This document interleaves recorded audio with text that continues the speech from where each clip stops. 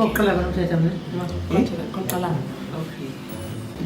Molweni, igama lami ndingunobakho Msuthu, ndikunye nomama wam Ndikunobekile Msuthu, umama kaNobakho.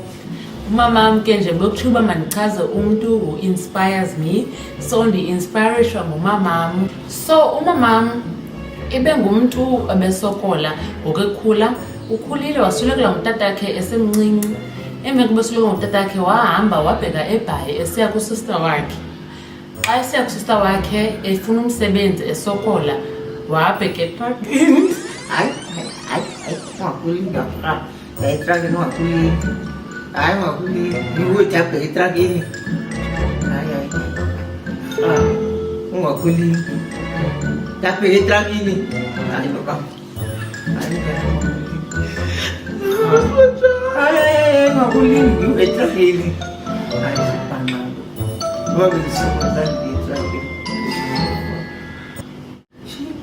Uzohlelela ngokuxoka ngalutho lapha Kulapho edibene khona notata. etragini.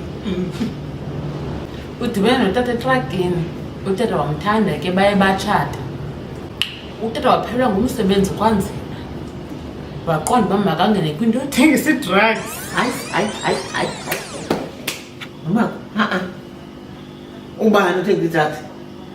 Kaloku usenzela into Hayi, uxoka usenzela into ebambisayo. Uxoka. ayisudlala emapoliseni.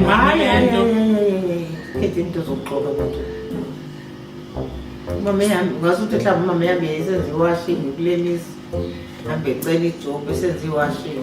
Alaba mayina wait into ewashing. Umuntu besenza iwashing ngomuntu beclean. Shit. Kodwa umqondo. Ma? Ethe semqondo. Mama into yomqombothi kaloku ayizuba na wait.